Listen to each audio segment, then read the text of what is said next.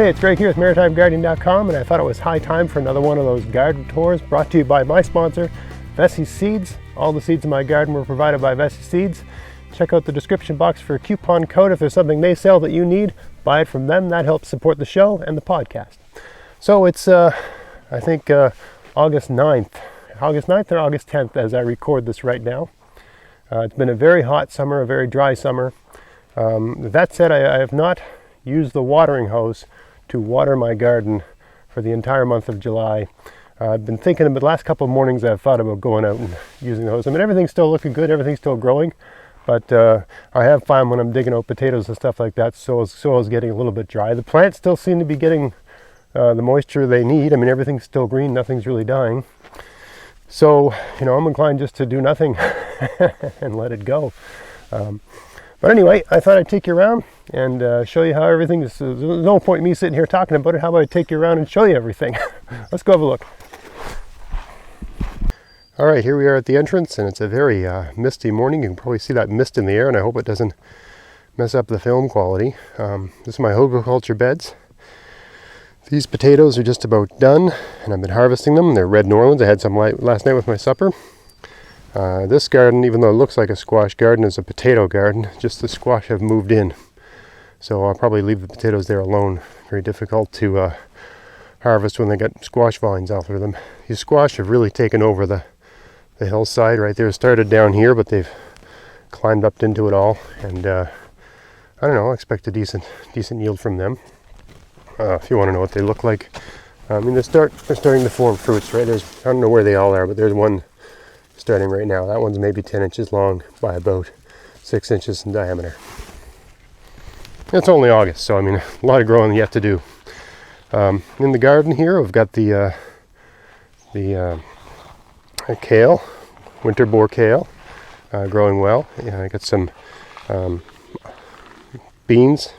These are provider variety, and some yellow beans. Yes, I'm growing yellow beans, and I will be making the yellow bean mustard relish if I can just find the time to shoot the video. Got my corn growing in with the bush beans. I find that's a good combination. A lot of people talk about three sisters. I prefer to do corn and bush beans. I don't find the corn really provides an adequate trellis for pole beans to climb.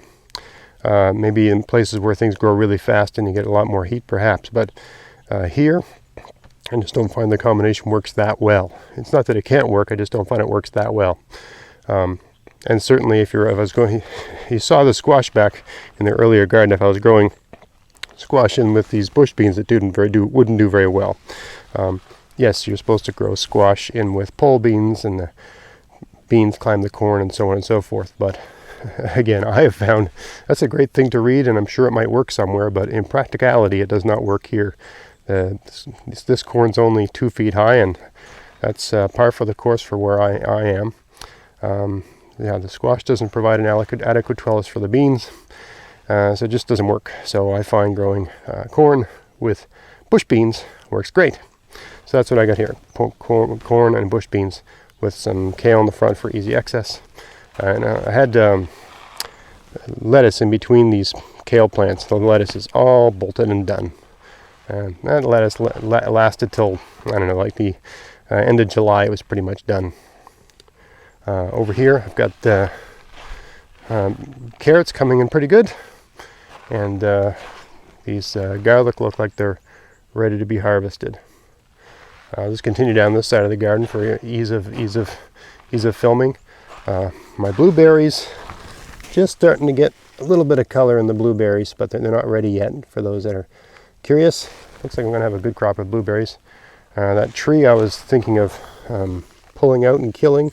You can see I got some pretty good looking apples. I mean, it's still August, so hopefully they'll get some size over the next month.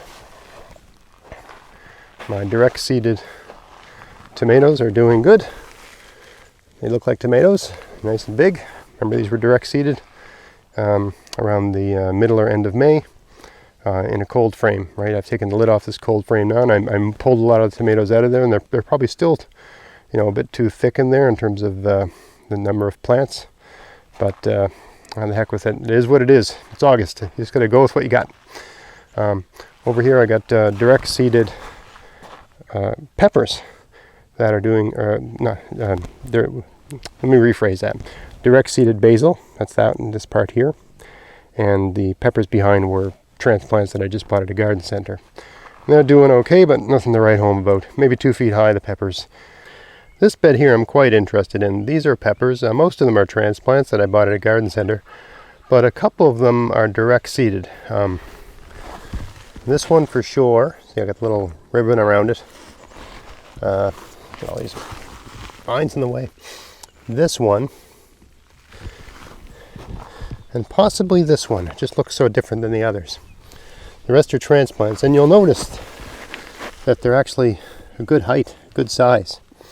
So, not going to talk too much about this here. I've shot a separate video on these, but the direct seeded ones, only a couple of them germinated. I did such a poor job of bringing them along, but they actually are doing really well. Yeah, more on that later. Hopefully I'll actually get some peppers this year. Apple tree is actually looking pretty good this year. I got some decent looking apples on it.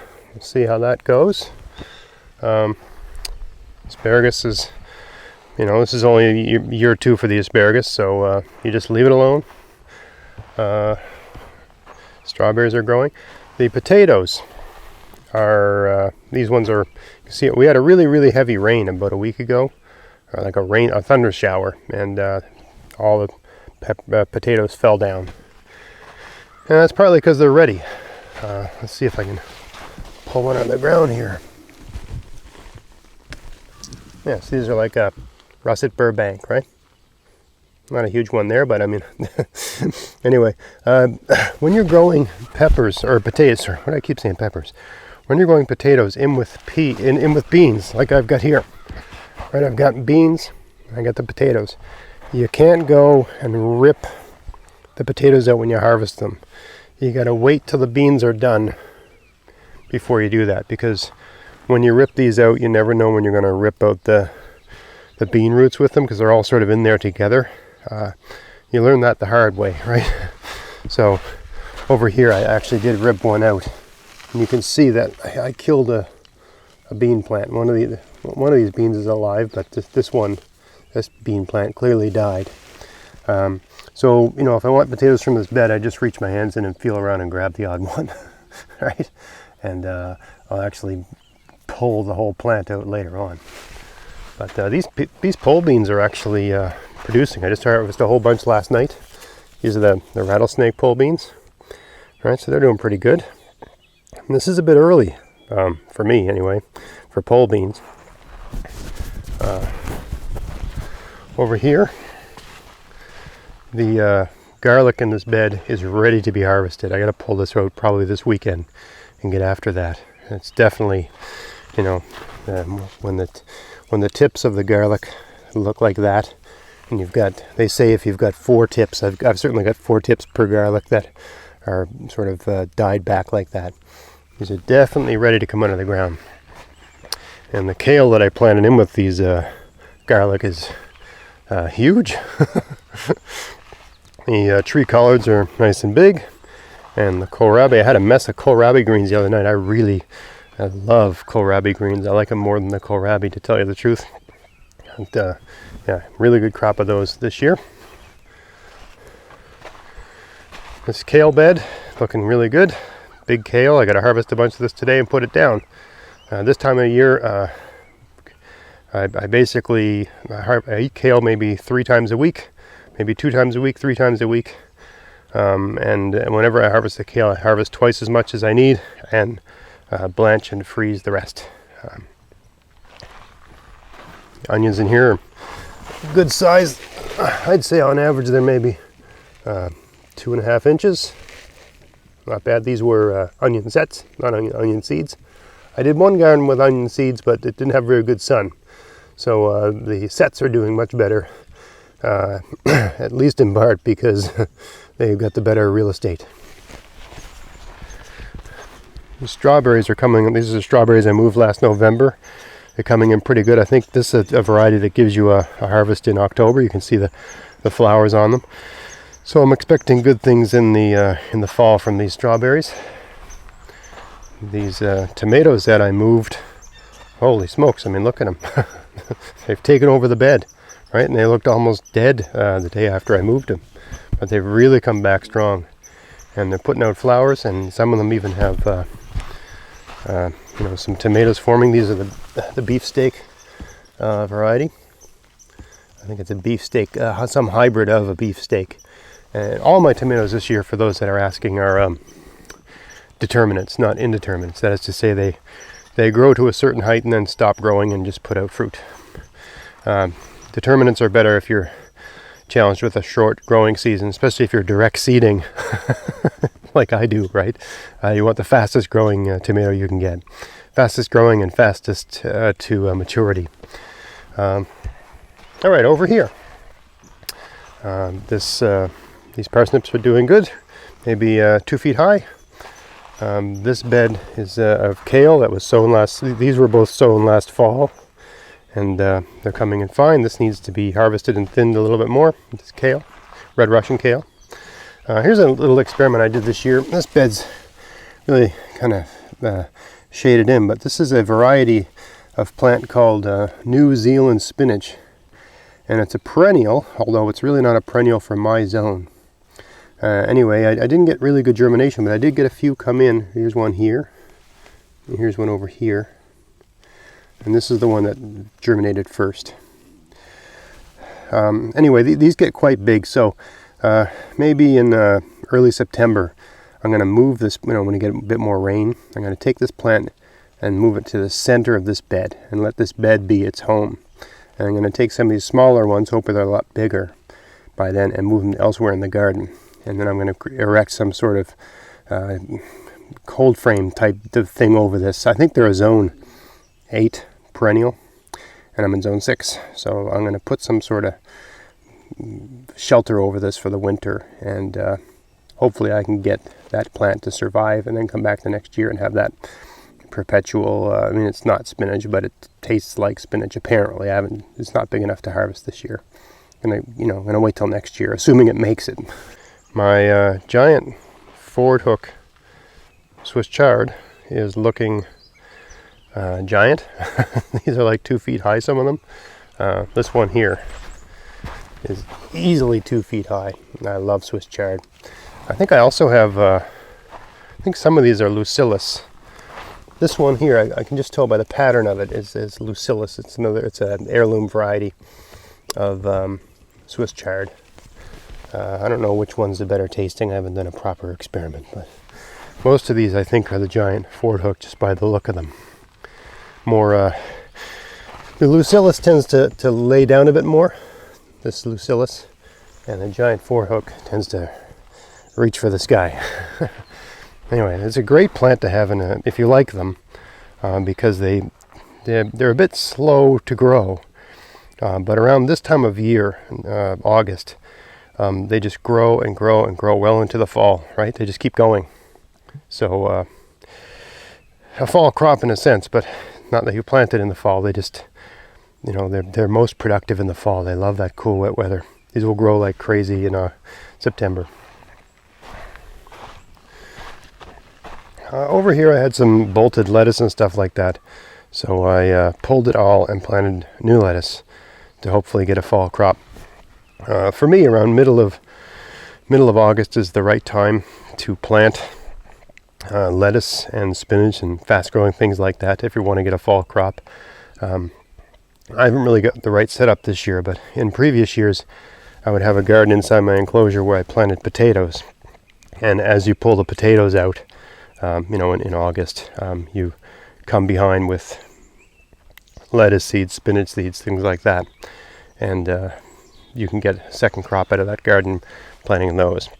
Almost all my potatoes this year are growing outside the garden enclosure, so probably just, if I were to grow lettuce or spinach out there, just get eaten by a deer or something. The zucchini, I've had a great zucchini crop. These ones need to be picked. These are a bit too big for zucchini in my opinion. The seeds are too big, but anyway, a great zucchini crop here, the gold ones, and these kind of an Italian variety. I can't remember what it's called to be honest. But anyway, I got like the gold one and the it's more sort of old country, old worldy type zucchini. We've been eating these. Look at that one. It's 2 feet long. Anyway, we've been eating these like, they're coming out of our ears. I'm making a couple jars of relish every 2 days. And by jars, I mean a quart. And we're also just adding them to just about everything we can think to add them to. Actually, for those that have too much zucchini and don't know what to do with it, I find a really good, especially if you've got children and you want to get them to eat it.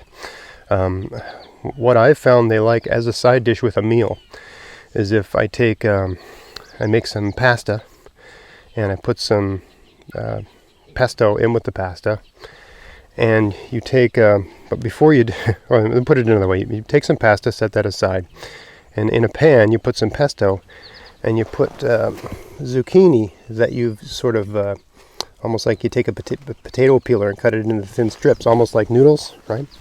And you toss those around until they wilt a little bit in with the pesto, and then you add the pasta noodles. So you're basically, so for one meal as a side dish, I put an entire zucchini in with pasta.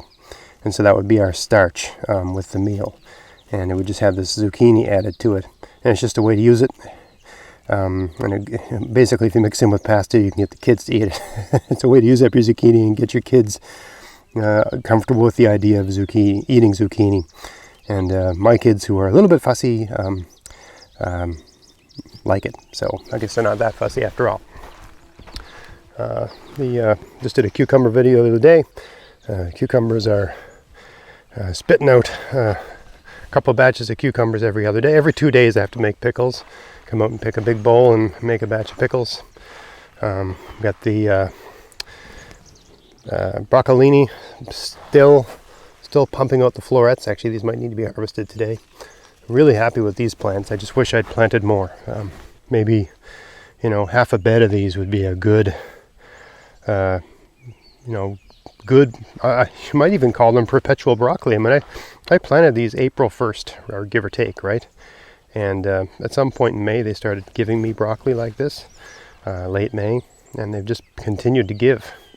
And haven't really needed much in the way of looking after. So, yeah, definitely going to go with this. The variety's Artwork Broccolini. If they're available next year, I'm definitely going to go with these again. Really happy with them. They taste great. I mean, they're basically broccoli. When you harvest them, you don't just take... the stems are very tender, so you don't just take the tip here. Like this one here, I'd take it right down to here, where my forefinger is. Right, take that whole thing. The whole thing tastes like broccoli. So that's what I do. I take like a good 7-inch piece off. These eggplant are doing really well. Actually, it might even be time to... I've never grown summer savory before, but I think it's about time to harvest this and dry it out. If anyone out there grows summer savory, can you let me know in the comments section? I think it's time to take it out. Certainly the eggplant could use the room, because the eggplant are putting out flowers. This is direct seeded eggplant, zone 6.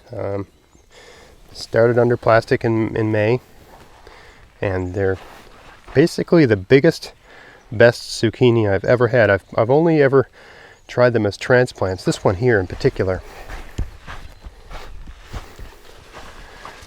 This one is the biggest. There's a leaf. Just to give you, I'm a big guy. Just to give you a sense of the size of the leaf, right? I'd say that leaf is almost 6 inches across and about 8 inches long. Anyway, they're putting out flowers, and it's only early August, so I'd say I got at least a month of good sun and good heat with no risk of frost guaranteed, right? We can get frost in September, but it's very rare. We get it early September, knock on wood. Anything's possible here in the Maritimes, but I think we probably got about a month.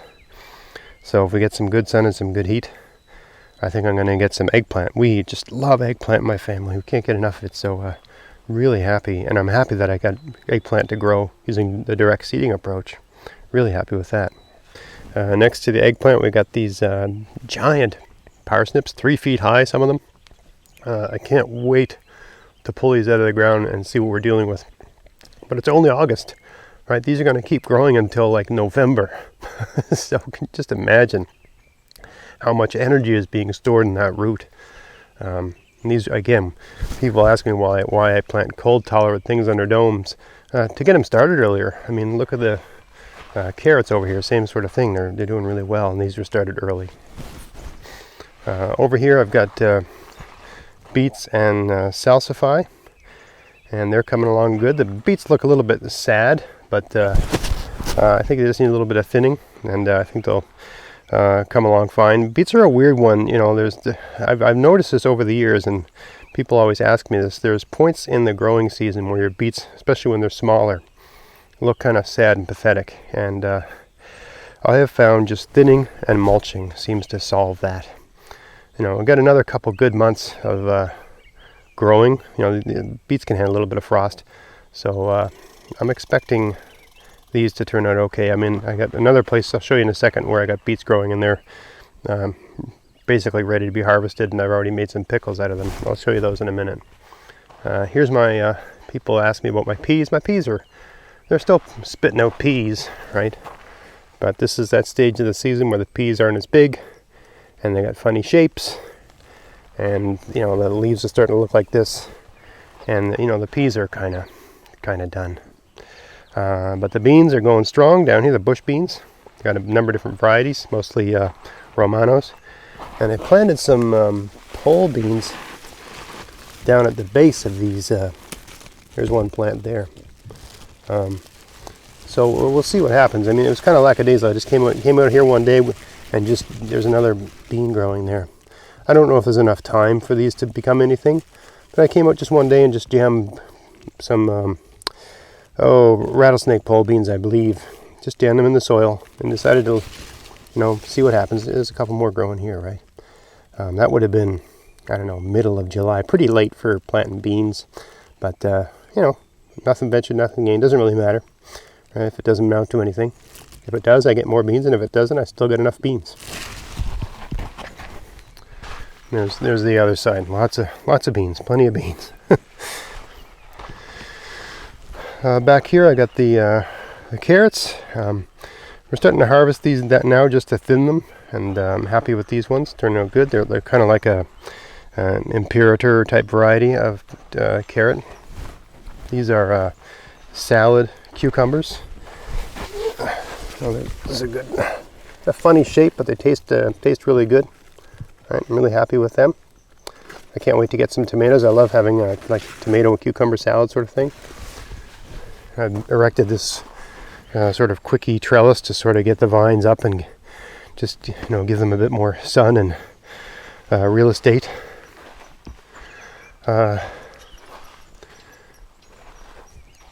Here's the larger beets that need to be harvested. Just give you a sense of, you know, how these are working out. Here, I don't really want to pull this, but yeah, this one's a good. Oh, I don't know how well you can see that, but too many things in the way. But it's a good 3 inches in diameter, I'd say, give or take. Nice beets. I love beets. I wish I'd planted even more. Can't get enough beets. I like them roasted and I like them pickled. Here's the onions that I direct seeded. This isn't a very good spot. It didn't, you know, it's kind of in the shade of this, what's this called? Sand cherry. It's like a choke cherry tree. Some people call them choke cherries. You can see the choke cherries over there. I don't know how well you can see that in the camera. Should do something with those one of these years, but the only thing I know people around here do with choke cherries is to make it into wine, and I just don't have the facility, the right setup in my house for making wine. Anyway, I got these direct seeded onions.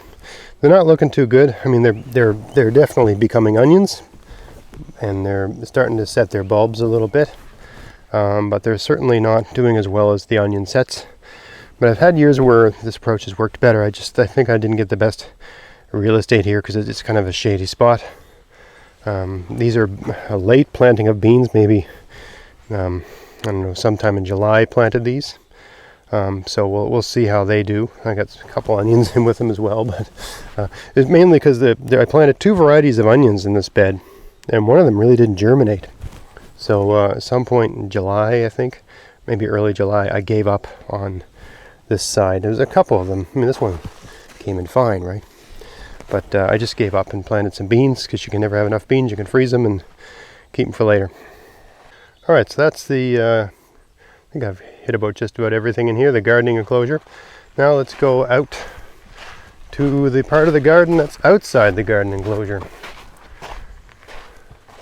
So here's the things I grow outside the fence that seem to be, at least for me, and I've had people report that deer eat some of these things, but I've been very lucky here. Potatoes, tomatoes, squashes, pumpkins, onions and garlic, things like that. Potatoes. I've gotten away with growing them out here for the last few years. So I wish, hey, get out of there. Wish I had there's a bee coming right at me. I wish I had a few more things to mix into the rotation here. I don't like having something in a garden every 3 years. I prefer a 4-year rotation. I think that's a bit more reliable. But anyway, these potatoes are still doing good, not ready to be harvested. I found the ones in the potatoes in the more established beds have done much better than the new beds, right? This is a new bed, and the soil doesn't get quite as much, loam and worm castings and that sort of stuff. It's more of the natural existing soil, which is kind of a very clay soil. So, I still got potatoes here, and I'll probably plant either squash or garlic next year here. But anyway, you just continue mulching the soil, and eventually the soil gets better. But anyway, I've been eating some potatoes out of here. These are red Norlands. I got the Georgia Candy Roaster squash here. That's their leaf. This variegated sort of leaf is the Georgia Candy Roaster. And let's see if I can spot a couple. A couple of them are forming. There's one forming there. They kind of look like zucchini, but they get big. I don't know if there's any big ones in here yet. There's a slightly larger one. Supposed to be a very good tasting. Oh, there's a larger one on the other side. Supposed to be a really good tasting, easy to store squash. There he is. Oh, there he is, right there. Lots of bees around here. Nice one, eh? And they're just sprawling out over the field over here, which I want them to do. This the longest one is way over there. It's maybe 12 feet from the plant, and going and going and going. So we'll see what that amounts to. On the other side of the garden, I've got Blue Hubbard squash, and these also are starting to form up. And I've trained them all this way, and they're going right up the fence over there. And some of them actually found their way into the garden on the other side, and they're all over the place. This patch of ground right here, this was all weeds, and I had a bunch of seed potatoes that I had no use for in the spring. So all I did was I cut the grass really short and threw the seed potatoes everywhere and covered it with about 1 foot of leaves and stuff, and said, well, if I'm going to get weeds, I might as well have potatoes here. So I'm very curious to see what kind of potatoes I get out of this. This would have been the laziest garden I ever planted. Now the squash is sort of going out over top of them, so I'm just going to leave them and deal with them later, right? But I don't know if any of the squash are forming yet. I think I've seen the odd one. I'm not noticing any right now, but squash tend to be good at hiding. So anyway, next update video, there should be something to show you. I don't see any right now.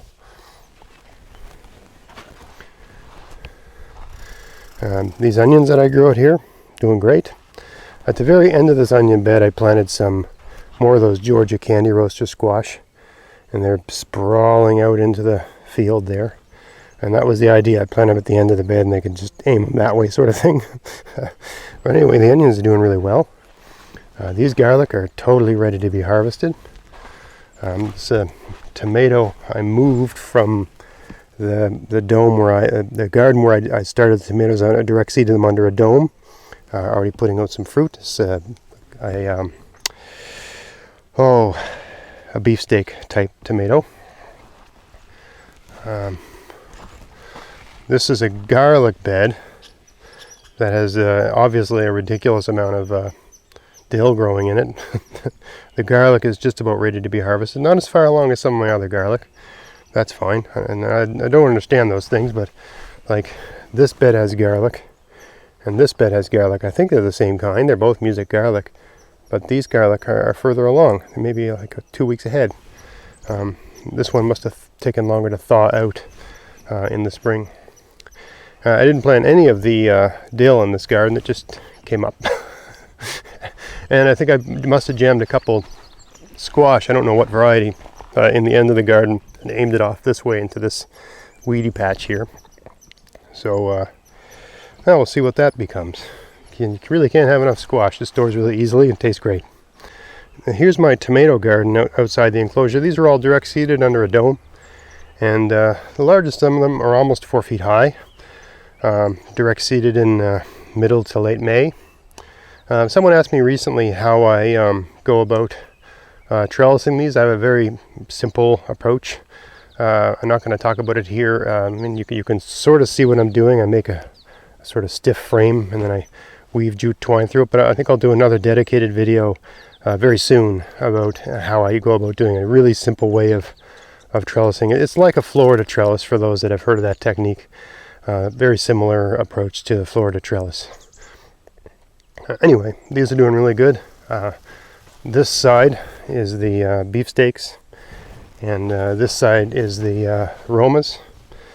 I really haven't done much work in trellising the Romas. These are all determinants, or some people call them bush variety of tomatoes. If you live in a shorter growing season, yeah, you probably should stay away from growing indeterminate tomatoes. I mean, you can do it, sure, but if you've got a really short growing season, the bush varieties are where it's at, in my opinion, because they just grow at an accelerated rate, and then at some point they stop, achieving foliage, and they put all their energy into setting fruit, which is what you want. So yeah, it'd be different if I had more time and more heat and more sun, but you got to adapt your expectations and your strategy to what you're working with. So I'm totally happy. I mean, these were direct seeded, and look, I'm getting tomatoes. No transplants. I didn't start these inside in March. I stuck the seeds in the ground in late May, and now I got tomatoes. And of course some dill, because dill is everywhere. Anyway, that's where things are right now. August 10th, 2019. Really good garden this year, despite an utterly dismal spring with no sun and no heat. When summer hit, it hit. We got a lot of heat in July, and that helped get things going. So it has been dry here recently, but we are getting the odd little splash of rain, but not a really, I would say all summer long we've had one good rain. And other than that, just little sprinkles here or there, which is better than nothing. I've been lucky I haven't had to turn the hose on. Not to say that you can't. I think people think that if you're using a no-till approach and using a lot of mulch, you're not supposed to water. No, you should. I'm sure my garden would be even better if I was out here watering it all the time. But I just don't seem to be able to find the time, and I don't seem to need to do it. The mulch does a great job. Lots of people use irrigation systems and that sort of stuff. For where I am, using this heavy mulch system, everything you're seeing here, this is a garden that has not been watered since some point in June, despite a very dry, hot summer where routinely there's fire bans. People aren't allowed having campfires and stuff like that. They just shut the whole province down to give you a sense of how dry it is. So. Anyway, hopefully that gives you some ideas and gives you some thoughts for next year and that sort of stuff. If you like this content, if you like my videos, if you like my stuff, please give me a thumbs up, click the bell, share, subscribe, all that good stuff. And until next time, get out there, get at it, have fun in your garden. Thanks for watching.